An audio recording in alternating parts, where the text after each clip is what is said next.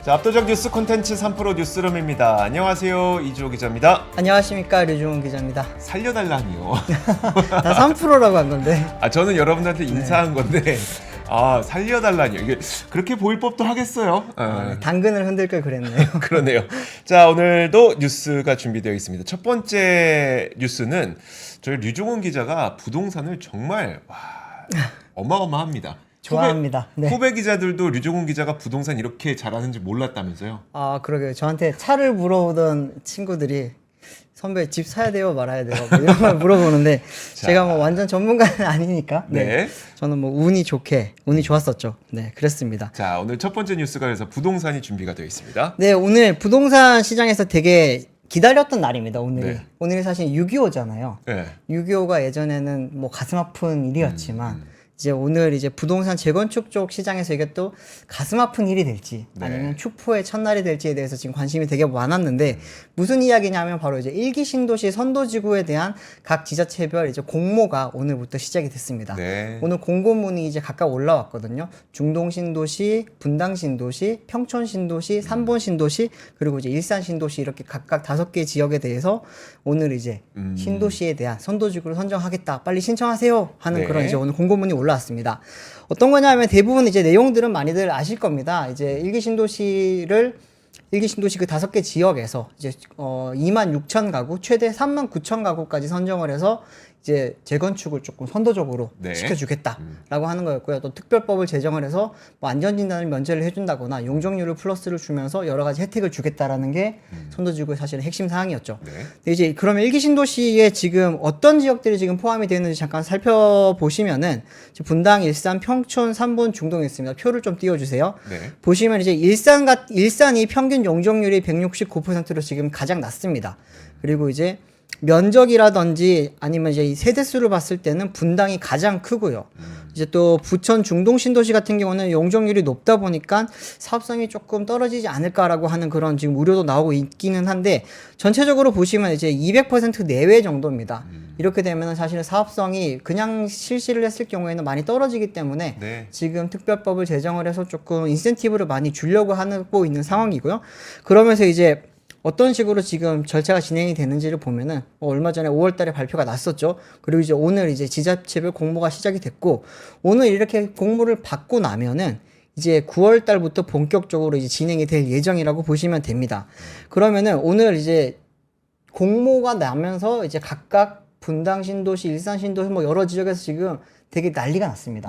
어떤 난리가 났냐면은 평가 기준이 조금 이야기했던 거랑 달라진 것 같다라고 하는 이야기가 있었어요. 그래요? 네. 평가 기준을 한번 좀 띄워주시면은 각각 지금 이제 중동, 일산, 뭐 삼본, 그리고 평촌 이렇게 지금 4군데입니다. 4군데 보시면은 주민 동의율이 원래 가장 높은 점수였죠. 이게 기존에는 90% 이상 60점이라고 했는데 여기 보시면은 95% 이상 60점도 있고요. 그리고 우측 하단 보시면은 중동 신도시는 70점을 줍니다. 네, 이게 각 지자체별로 지금 점수표가 조금씩 다 달라졌어요. 달라졌고 또 지금 빨간색으로 평가 항목 미반영 기본 점수 부여라고 하는 거 보이시죠? 거기 보면 도시기능 활성화 필요성 같은 경우에는 이건 정성평가기 때문에 일단 신청만 하면 무조건 10점을 주고 시작하겠다. 뭐 지금 이런 지금 여러 각각의 기준들이 있는데 지금 보면은 이것보다도 가장 지금 논란이 이루어지고 있는 것은 사실은 분당입니다. 분당 같은 경우에는 지금 뭐 점수표 자체도 예전에 그 기존에 나왔던 거랑 많이 달라졌고요. 총점이 이제 102점으로 조금은 100점이랑 좀 다르죠. 100점이랑 다르게 지금 이제 100점 만점인데 분당은 102점입니까? 102점 만점으로 바뀌었습니다. 그리고 이제 정주 환경 같은 경우에는 다른 지역들은 전부 다 이제 주차장으로만 점수를 매기고 있었거든요. 근데 여기는 이제 주차장이랑 소방 활동 불편성 그리고 구역 내 주택 단지 평균 건령 그리고 엘리베이터 유무도 보고요. 또 복도식 아파트인지 계단식 아파트인지도 보고 또 맨 마지막에 보시면 PC공법 구조일 경우에 또 가산점을 주게 돼 있습니다. PC공법이 어떤 거냐면은 1기 신도시가 당시에 이제 생길 때 보면 한꺼번에 많은 숫자의 그 아파트를 빨리 공급을 해야 됐거든요. 그러다 보니까 흔히 말하는 조립식 아파트 같은 미리 콘크리트를 다 만들어 와서 조립하는 방식으로 만들었던 그 공법인데 이거 같은 경우는 속도 면에서는 굉장히 지금 뭐 주택 공급을 빨리 할 수 있다는 장점이 있었지만 안정성이라든지 뭐 층간 소음이라든지 여러 부분에서 조금 불리한 점이 있었는데 그런 부분에 대해서 지금 시급성을 조금 점수를 높게 주겠다라고 했던 겁니다. 근데 이제 분당 같은 경우에는 여기 보시면은 평가 기준이 조금 달라졌고 그러면서 이제 각 지역별로 그러면 우리가 지금 PC공법은 이번에 특별법 때문에 신경을 안 써도 됐는데 다시 신경을 써야 되는 건가 하는 이야기도 나오고 있고요. 지금 또 다른 논란거리는 뭐냐면 분당 같은 경우에는 공모 신청구역의 동의율 산정 기준이 조금 달라졌습니다. 동의율은 아까 말씀드렸듯이 지금 60점을 배점하는 가장 큰 항목이거든요. 네. 그렇기 때문에 지금 각각 지금 구역별로 아파트 단지별로 지금 사전 동의 투표를 통해서 우리 동의율을 높이십시다라고 지금 난리가 났습니다. 그런 상황에서 지금 표를 좀 띄워주시면 여기 동의율 산정 기준을 보시면은 세 번째 동그라미가 좀 중요합니다. 상가 동의율은 선도지구 평가 기준 중 주민 동의 여부에 미포함한다라고 되어 있습니다. 네. 이게 뭐냐면 아파트가 지금 우리 음마 아파트라든지 아니면은 그 압구정 현대 아파트라든지 압구정 한양이라든지 이런 곳을 보면은 아파트 단지 내에 있는 분들끼리는 그래도 좀 단합이 잘 돼요. 동의가 되죠. 동의율이 굉장히 높습니다. 그런데 상가 지역에 있는 분들은 동의를 굉장히 잘 안 해줘요. 왜냐하면 그 기간 동안에 내가 장사를 할 수가 없다 보니까 그렇죠. 그 사이에 이제 받을 수 있는 나의 보상금을 더 많이 달라 뭐 이런 요구안이 많습니다. 네. 그러다 보니까 이제 그 음마아파트 같은 경우에도 지금 재건축을 진행하는 과정에서 굉장히 큰 걸림돌 중에 하나가 상가 지역이었거든요. 네. 근데 이번에 지금 이 분당 신도시 같은 경우에도 대규모 단지들이 많다 보니까 여기에는 상가를 끼고 있는 아파트 단지가 많습니다. 그렇죠. 그러다 보니 이제 이제 상가 쪽의 사람들이 동의를 받기가 어렵지 않겠냐라고 하는 그 우려가 많이 나오다 보니까 이번에 분당에서는 그러면은 이번 1기 신도시 선도지구를 선정을 할 때는 상가엔 여기 이제 주민 동의 여부에 포함을 시키지 않겠다라고 나오게 된 겁니다. 그러면 주민들 입장에서는 재건축이 빨라질 수 있는 거니까 좋긴 네. 한데 거기서 장사하고 계시던 분들은 반대가 좀 크긴 하겠네요. 현재로서는 반대를 하더라도 어떻게 지금 막을 수 있는 방법도 없습니다. 없고. 네. 근데 이제 그게 선도지구 선정에는 지금 이게 아무런 문제가 되지 않을 수도 있겠죠. 네. 그런데 이제 만약에 본격적으로 절차를 진행을 한다. 네. 재건축을 진행을 하게 되면은 그때는 아무래도 도시정비법을 가지고 와서 뭐가 상위 법안이냐 아니 하위 법안이냐를 두고 이제 아무래도 법적 분쟁이 조금 일어날 가능성이 많이 높다고 합니다. 이 동의율이 나오면서 지금 한 지역이 지금 난리가 났습니다. 어디요? 어디냐면은 분당 지역에서 양지마을이라고 하는 곳이 있습니다. 네. 좀 하나 띄워주시면 좋겠는데 양지마을 같은 경우는 굉장히 큰 대단지입니다. 4,500세대 정도 되는 지금 대단지를 진행을 하는데 현재 사전 동의율이 한 85% 정도 나와요. 네. 그러다 보니까 이제 되게 여기서는 될 거다라고 했는데 안 될 거다라고 하는 반대쪽 의견 쪽에서는 상가가 니들이 중간에 크게 있기 때문에 여기 지금 중간에 보시면은 거기 지금 금호 행복시장. 네 거기 다 이제 상가지구입니다. 대명 제스 뭔지 모르겠지만 네. 여기도 상가고 여기 신한은행 있는 쪽도 여기도 상가고. 그렇죠. 상가가 굉장히 많습니다. 그러다 보니까 여기 상가 때문에 쉽지 않을 거다라고 하는 의견이 많았는데 오늘 이제 성남시에서 상가는 빼고 진행할 거예요라고 나오면서 양지마을은 지금 축포를 터뜨리고 있습니다. 네. 근데 상가를 빼고 진행하면 여기 이 부분에 있는 아파트는 재건축을 하면서 네. 여기 양쪽 다 재건축하겠죠. 근데 요 사이 이 통로만 재건축을 안 하고 여기 다 재건축을 하게 되는 겁니까? 그게 어떻게 되는 겁니까? 아닙니다. 전체 지금 제가 빨간색으로 표시해둔 지역이 전부 다 이제 재건축 단지에 포함이 되게 되는 거고요. 아, 그럼 상가에 계시는 분들은 나는 반대했지만 내 건물은 무너지는 거네요. 네. 그리고 이분들은 이번에 선도지구의 동의 여부에 대해서 투표를 할 권리가 없습니다. 아. 그렇다고 보시면 되는 거기 때문에 아. 지금 그러다 보니까 지금 양지마을 쪽에서는 이제 여기 조합이 아니라 재춘이라고 하죠. 네. 여기서는 지금 우리가 굉장히 지금 가능성이 높아지겠다라고 하는 이야기 나오고 또 제가 얼마 전에 압권 채널에서 일기 신도시 이야기를 좀 했었는데 그 사이에 한 달 사이에 엄청나게 지금 많은 변화가 있었어요. 네. 찢어지고 난리 났습니다. 분당이 지금 가장 큰 뭐 지역이기도 하고 또 분담금 측면에서 좀 유리하다 보니까 많은 사업성이 높을 거라고 하는 이야기가 많았는데 제가 먼저 보여드릴 곳이 이제 성남역 근처에 있는 아름마을 풍림성경 효성 지역입니다. 여기 지금 풍선효라고 이제 줄여서 보통 말을 했었는데 풍선이에요. 네. 근데 여기 지금 이제 효성이 보면 되게 여기 그 전망이 좋아요. 네. 탄천 쪽을 바라보는 전망이 좋은데 그러다 보니까 이쪽에 좀 약간 기득권처럼 약간 그런 좀 목리를 부리는 게 있었다고 합니다. 네. 그들 사이에서는. 근데 이게 잘라졌어요, 결국에는. 이제 그 풍림과 성경만 진행을 하고 효성 쪽에서는 이제 따로 떨어져 나가게 됐습니다. 이게 뭐 서로 동의안을 보시면 약간 효성 쪽이 조금은 본인들의 권리를 좀 많이 이야기했던 것 같더라고요 보니까. 그리고 또 하나는 그 최대 이번에 그 규모라고 일단 7,700세대 정도 됐던 이제 시범마을이 있습니다. 네. 시범단지 같은 경우에도 지금 삼성, 한신, 시범한영, 시범우성, 시범현대 이렇게 4개의 지금 지역이 같이 진행을 하다가 2개로 떨어졌습니다. 삼성, 한신, 시범한양은 이제 시범 1구역 그리고 네. 이제 시범우성, 시범현대는 시범단지라고 하는 기존 이름 그대로 가져가면서 각각 나눠서 지금 진행을 하게 됐습니다. 근데 뭐 여튼 이번에 이 1기 신도시 선도지구 같은 경우에는 이제부터 정말 지금부터 경쟁이 시작될 것 같고요. 네. 지금 뭐 여러 가지 이야기들 중에 나오는 것 중에 하나가 성남시 같은 경우에는 신탁사를 통해서 좀 빠르게 진행을 하고 싶어하는 그런 지자체 차원에서 움직임을 보여주고 있다고 합니다. 네. 가산점에서 보면은 이제 신탁사랑 같이 진행할 경우에는 가산점을 좀 더 주겠다라고 하는 이야기가 나오다 보니까 지금 시범 1구역이라든지 뭐 여러 구역에서 지금 신탁사랑 접촉을 하고 있는데 신탁사랑 진행을 해서 재건축이 된 수도권 지역이 있을까요, 없을까요? 수도권에서요.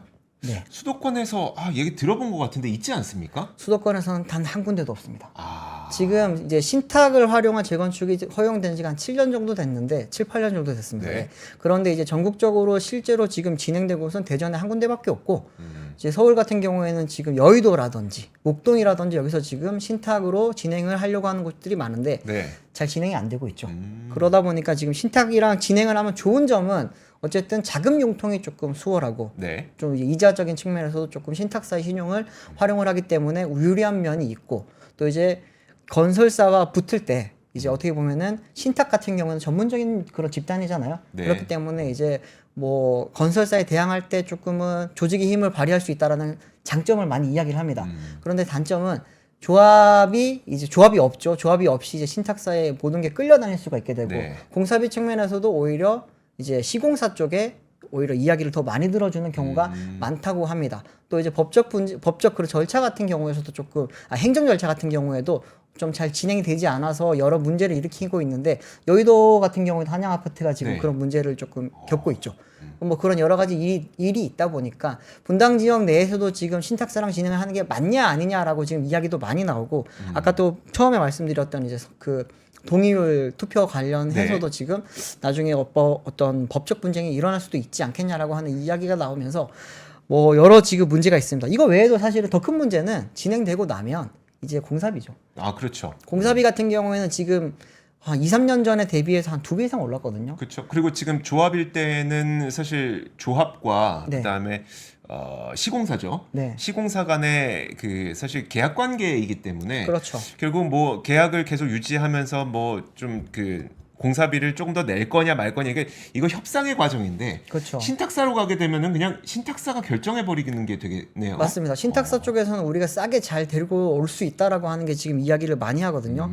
그런데 그게 생각보다 잘 안 된다고 합니다. 사실은 그게 뭐 시공사에서 아니라고 하면은 그때부터는 이제 좀 받아들일 수밖에 없는 상황이기도 하고 신탁사는 이제 조합이 시공사와 이야기를 할 때는 이제 그 계약을 체결하기 전까지는 갑이었다가 네. 체결하는 순간 을이 되기 때문에 그 부분에서 우리가 힘이 되어 주겠다라고 이야기를 하는데 과연 그게 잘 진행됐다면 수도권에서 그렇게 많은 재건축이 이루어지면서 신탁사랑 같이 했던 게 있었겠죠. 있었겠죠. 네, 잘 없다고 합니다. 또 하나는 지금 이제 오늘 용적률 관련해서도 이제 조금 이야기가 슬슬 나오는데 네. 용적률 이제 인센티브를 많이 주겠다라고 했는데 많이 주는 대신 우리가 또 많이 가져갈게. 기부채납. 기부채납 많이 하라는 뜻입니다. 그러다 보니까 지금 이제 높이 짓고 이렇게 해서 기부채납을 우리가 많이 할 거면 네. 안 하는 게 낫지 않냐. 체납하다 보니까 용적률 떨어지는 거 아닙니까? 사업성 많이 떨어지게 되죠. 그렇게 되면. 그런 부분이 지금 이야기가 나오기 때문에 아무래도 이제부터 일기 신도시 선도지구는 이제 재밌는 일들이 많이 벌어질 것 같다고 보입니다. 참 장기적으로 우리가 접근해야 될 이 재개발 재건축 문제 아니겠습니까? 그렇습니다. 자, 한번 앞으로 계속 좀 보도록 할 거고요. 그 우리 류종훈 기자가 워낙 이 분야에 대해서는 빠삭하게 알고 있기 때문에 이게 보니까 취재 차원이 아니라 본인이 어떻게 하면 뭘 해볼까 하는 네. 생각도 있는 것 같고 사심이 있지만 자, 돈이 없습니다. 반 농담입니다. 자, 그 다음 뉴스 한번 보도록 하겠습니다. 자, 이번에는 그 폴더블 폰 이야기를 좀 해볼 거예요.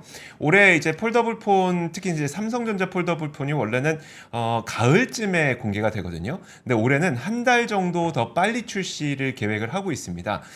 그 연휴에 어떤 내용들이 있는지 한번 보도록 하죠. 일단 오늘 나온 뉴스는 뭐였었냐면 중국 화웨이가 올 여름에 젊은 층을 겨냥한 저가형 플립형 모델을 출시할 것이다 라고 하면서 중국 폴더블 폰 시장에 출사표를 던질 것이다 라는 소식이 나왔습니다. 중국 언론이 화웨이 내부 관계자 등을 인용해서 화웨이가 올해 8월 초 첫 노바 시리즈 플립형 폴더블 스마트폰을 발표할 것이라고 보도했습니다. 사실 화웨이는 이제 폴더블 폰이 있긴 한데 플립형, 우리가 폴더형하고 플립형이 있잖아요. 이제 플립형은 또 우리 삼성 플립, G 플립, 네. G 플립이 정말 많은 인기를 끌지 않았습니까? 그렇죠. 근데 그 시장에 이제 뛰어든다는 소식인 거고요. 근데 노바 시리즈는 완전 동일한 시장은 아닐 것으로 보입니다.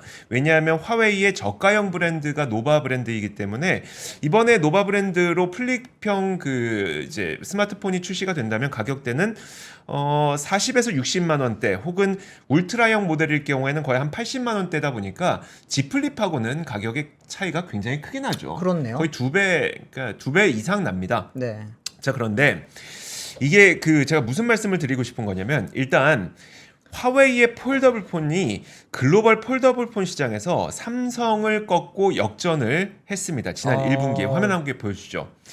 자, 화면 중에서 보이시는 이 파란색 그래프 선이 삼성전자의 글로벌 폴더블 스마트폰 시장 점유율입니다. 이게 지난 1분기에 23%로 떨어졌고요. 네. 반면에 이 빨간색 선이 화웨이 폴더블 폰인데요. 화웨이 폴더블 폰의 시장 점유율이 이게 중국이 아니고요. 글로벌입니다. 글로벌 시장 점유율 35%를 차지했습니다. 물론 중국이 인구적으로 차지하는 비율이 높다 보니까 글로벌 시장 점유율이 이렇게 높게 책정되는 것도 있고, 첫 번째가 그거고요. 그리고 두 번째가 삼성전자는 원래 폴더블 폰을 3분기에 내놓기 때문에 3분기 신작이 나오기 직전에 1, 2분기에는 출하량이 줄어드는 것은 너무나도 당연한 현상이긴 합니다만, 그럼에도 불구하고 이 화웨이 폴더블 폰은 사실 중국 내에서는 애국 소비 열풍으로 많은 인기를 끌고 있잖아요. 네. 그런데 중국 내뿐만 아니라 이제 중국 외에서는 비중국 시장에서는 중국의 아너폰이라든지 아니면 모토로라 폴더블 폰 있잖아요. 이런 것들이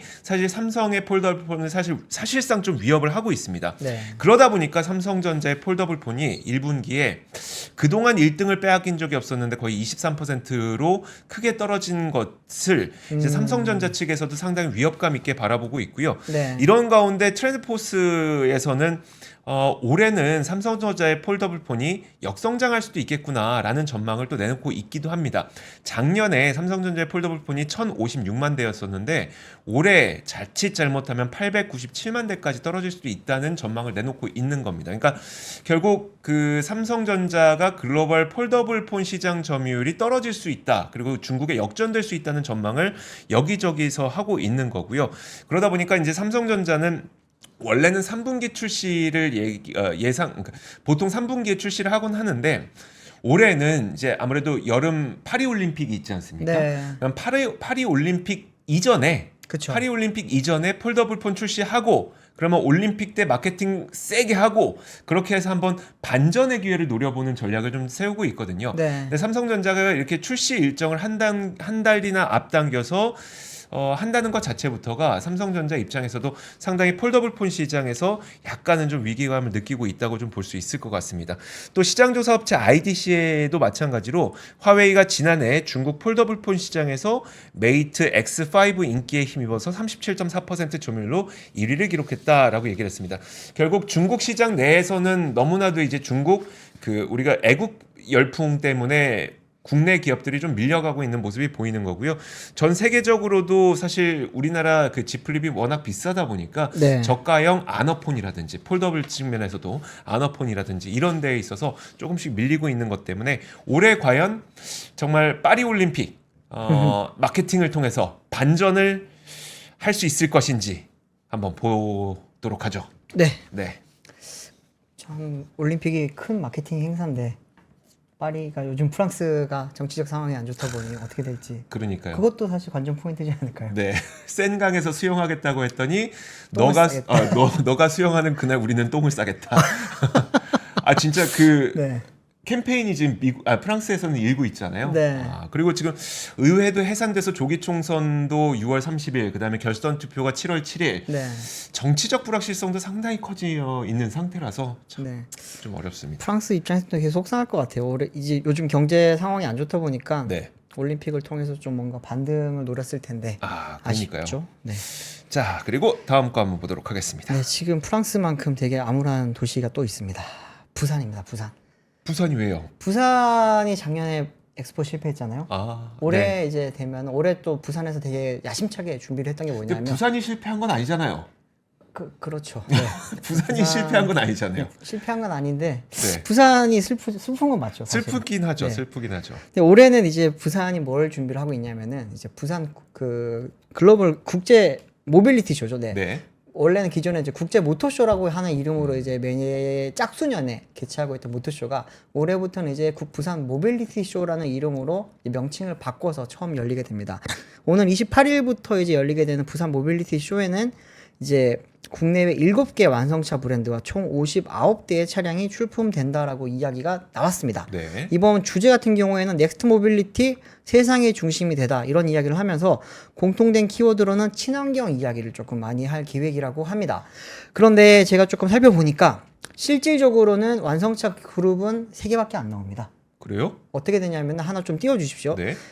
익시비션 홀 레이아웃이라고 지금 전시장 배치도를 보시면 양쪽 끝에 현대의 기아가 있고 중앙에 제네시스가 있습니다. 네. 3개 브랜드지만 하나의 회사죠. 하나 회사죠. 네. 그리고 BMW 미니 2개 브랜드지만 하나의 BMW 그룹입니다. 그렇죠. 또 하나는 이제 르노 코리아라고 지금 기아 앞에 또 있습니다.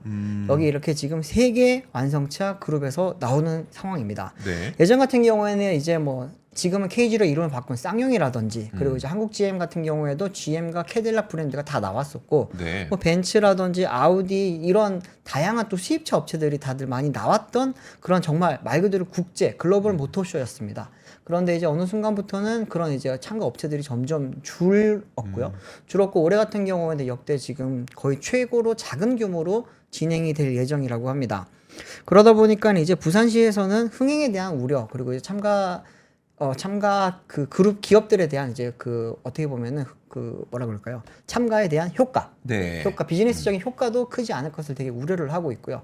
또 하나는 이제 이런 이야기가 많이 나오다 보니까 전 세계별로 각 대륙별로 혹은 이제 나라별로 모터쇼를 하나만 개최하는 게 대부분인데 네. 이 작은 나라에서 서울, 부산 나눠서 하는 게 지금 맞느냐라고 하는 그런 지적까지 많이 나오고 있습니다. 네. 사실 지금 보시면 짝수년, 홀수년 이렇게 나눠서 도시가 이렇게 왔다 갔다 하면서 모터쇼를 개최하는 것은 우리나라랑 중국 정도밖에 없습니다.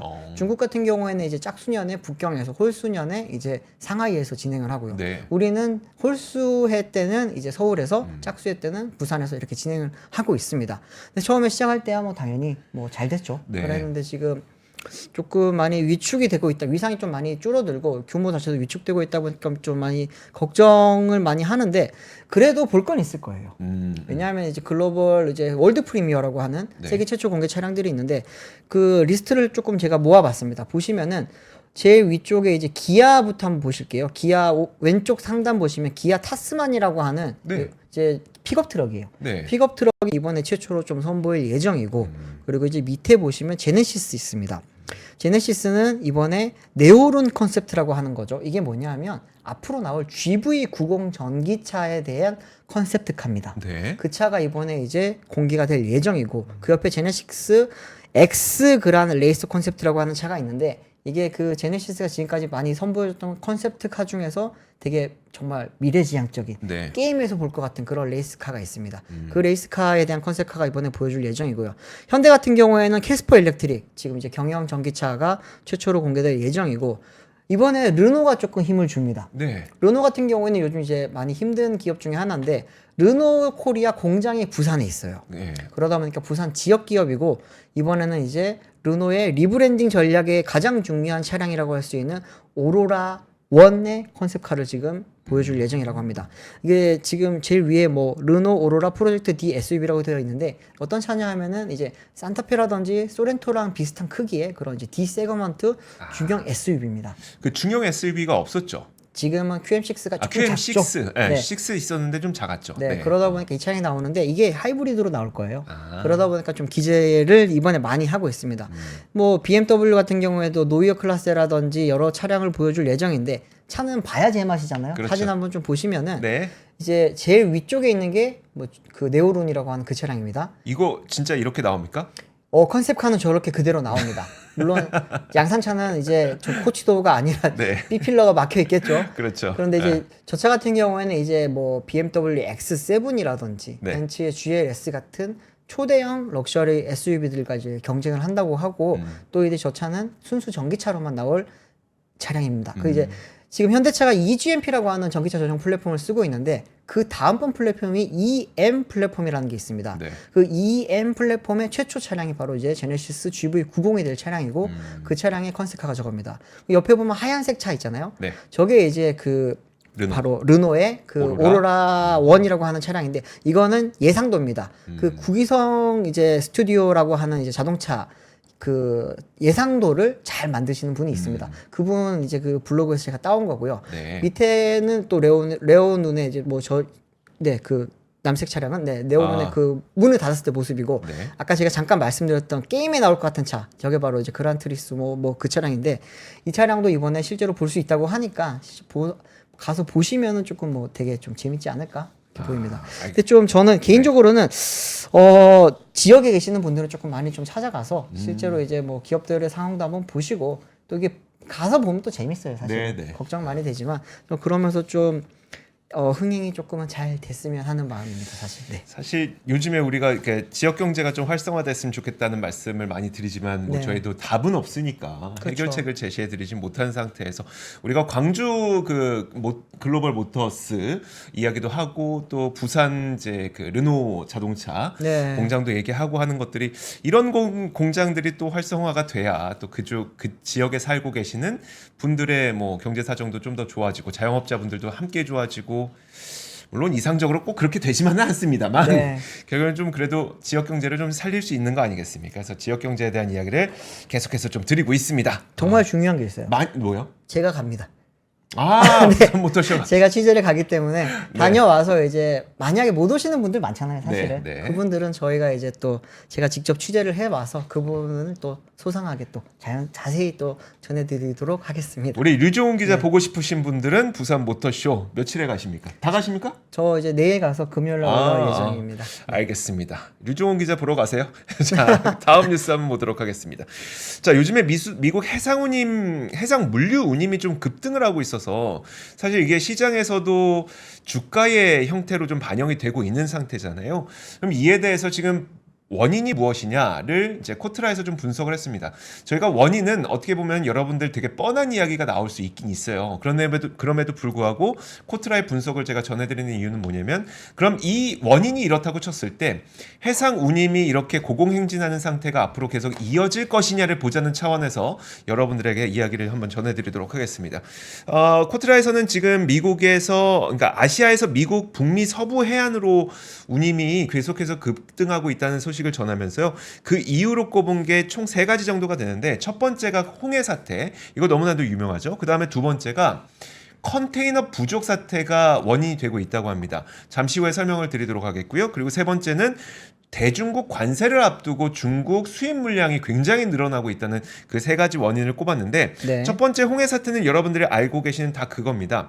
일단 유럽과 아시아를 잇는 그 주요 해상 경로에서 워낙 후티 반군과 해적 행위 때문에 지금 아프리카 희망봉까지 좀 돌아가고 있는 선박들이 굉장히 많잖아요. 네. 그러다 보니까 운송 시간 늘어나죠. 운송 비용 늘어나죠. 거기다 여기 워낙 위험하니까 보험료 늘어나죠. 이거 그냥 기존에 여러분들 알고 있었던 그 내용 그대로고 그런데 이것 때문에 물류 컨테이너가 부족하다고 합니다. 이게 무슨 말이냐면 이 홍해 사태 때문에 지금 그 많은 선박들이 굉장히 돌아가고 있잖아요. 근데 돌아가다 보니까 이 우회로를 택하게 되면서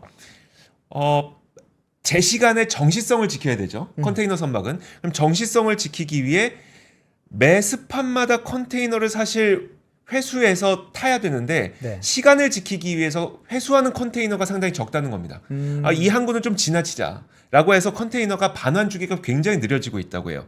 그것 때문에 실제로 컨테이너 가격 자체가 올라가고 있다고 합니다. 화면 함께 보여주시면 중국산 컨테이너 가격이 상승하고 있다는 이걸 보여드리고 있는 겁니다. 우리가 컨테이너 선박의 물류 운임이 그 증가하고 있고 이런 얘기는 많이 들어봤지만 네. 컨테이너 가격 요 네모난 그 컨테이너 있잖아요. 그 컨테이너를 구하지 못해서 컨테이너 가격 자체가 올라가고 있다는 얘기는 사실 저는 되게 생소한 이야기입니다. 생소한 저도. 이야기였거든요. 지금 이 보고서에서 처음 봤거든요. 그래서 전해드리는 건데 지금 가격이 올라간 시점도 보니까 그렇게 오래되지는 않았더라고요. 작년 11월부터 이제 올라가기 시작해서 네. 급등하기 시작했던 건 최근 4월부터 5월까지니까 지금 컨테이너가 반환이 안 돼서 회수가 안 돼서 컨테이너 가격 자체가 올라가고 있구나. 근데 컨테이너 가격이 올라가고 있다는 게 중요한 게 아니라 물건을 실을 배는 있어도 컨테이너가 없다. 이 부분이 굉장히 큰 병목으로 지금 작용을 하고 있다는 거죠. 네. 그 다음으로 또 말씀드릴 수 있는 게 대중관세인데 지금 대중관세가 인상되고 있는 상태잖아요. 그리고 지난 5월에는 바이든 대통령이 또 굉장히 강력한 대중관세를 발표하지 않았습니까?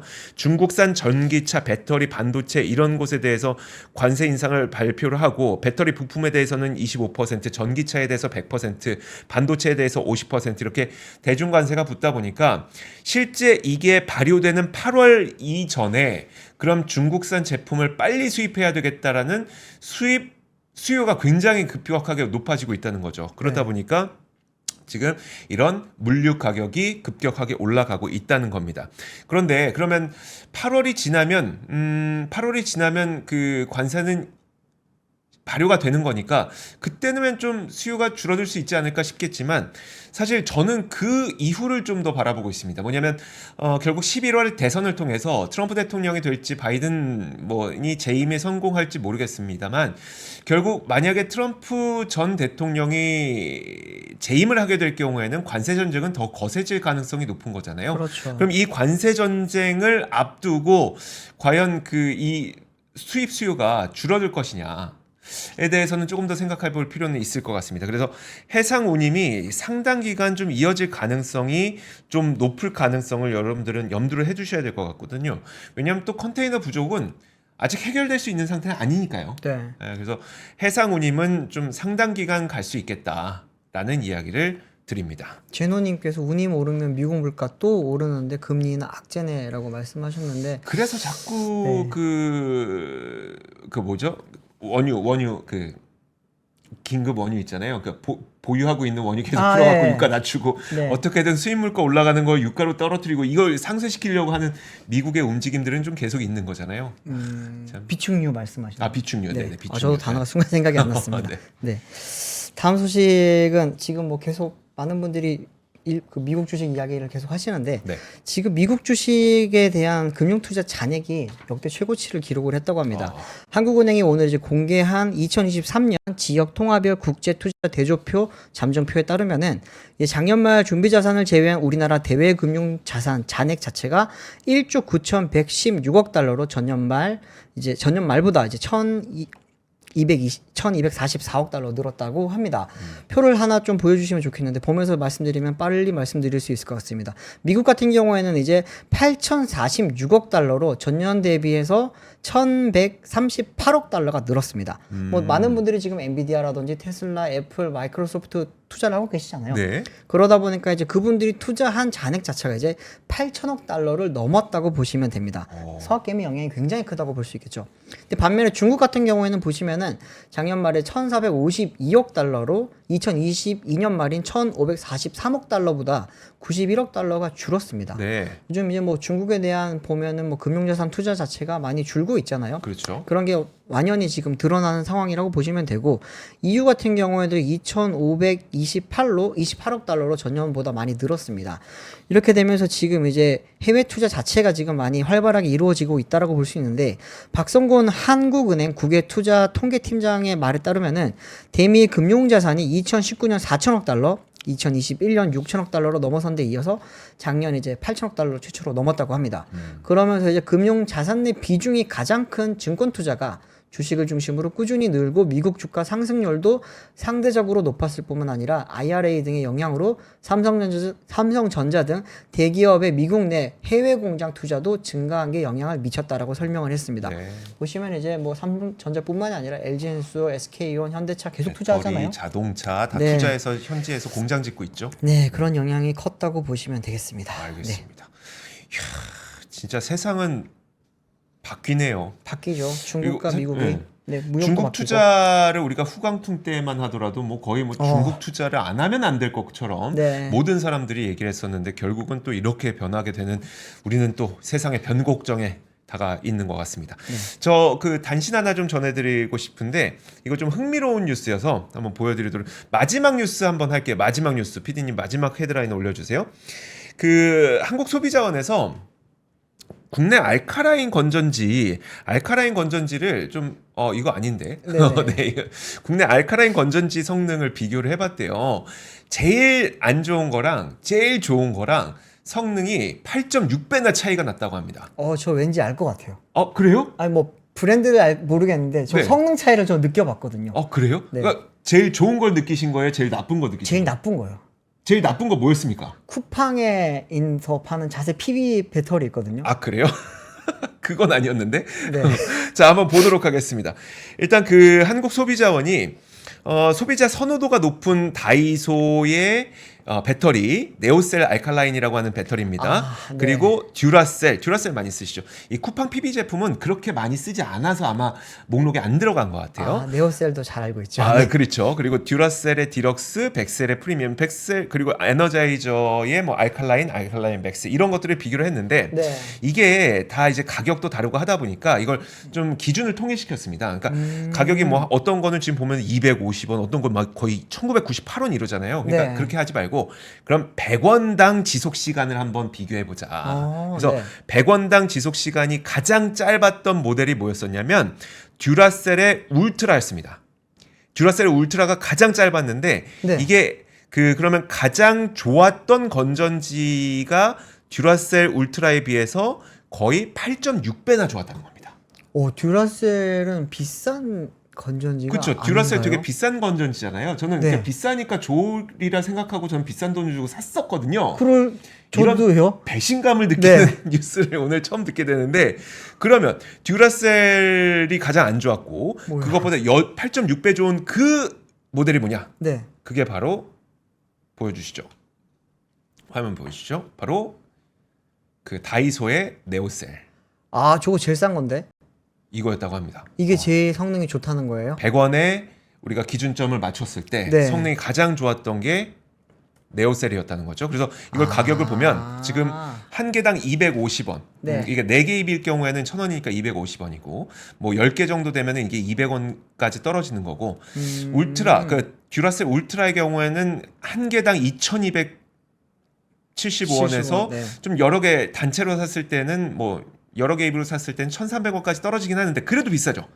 그래도 비싸죠. 근데 비싼 것에 비해서 성능은 최악이다. 이게 보니까 한 개당 지금 성능에 대한 이야기가 아니라 가격 대비 성능에 그렇죠. 대한 가격 이야기네요. 대비 성능이죠. 가격 대비 성능. 자, 자, 근데 그러면 사실 다이소가 배터리를 만들진 않잖아요. 그렇겠죠. 그러니까 어디 거냐? 네. 중국 겁니다. 중국의 닝보 배터리 앤드 일렉트로니컬 어플라이언스라고 하는 회사에서 만드는 배터리를 네. 수입해다가 이제 다이소가 파는 건데 물론 KC 인증을 받은 제품이기 때문에 안전성에 문제는 없습니다만 네. 결국은 다이소에서 가격 대비 성능이 가장 좋다고 했던 것이 알고 보니 중국 배터리였다. 네. 제 아까 쿠팡 얘기 왜 했냐면 네. 마우스에 제가 쿠팡에서 나오는 그 PB 건전지를 넣거든요. 네. 한 달을 못 가요. 제가 계속 갈고 있거든요. 네. 그래서 말씀을 드렸습니다. 알겠습니다. 자, 그러면 오늘 3프로 뉴스룸은 여기서 마무리 짓도록 하겠습니다. 저희는 내일 오겠습니다. 고맙습니다. 감사합니다. 박근영, 이선영, 사경인, 염승환 투자 마스터들의 세심한 케어로 건강한 투자 습관을 만드세요. 3프로 멤버십 3프로 앱에서 확인하세요.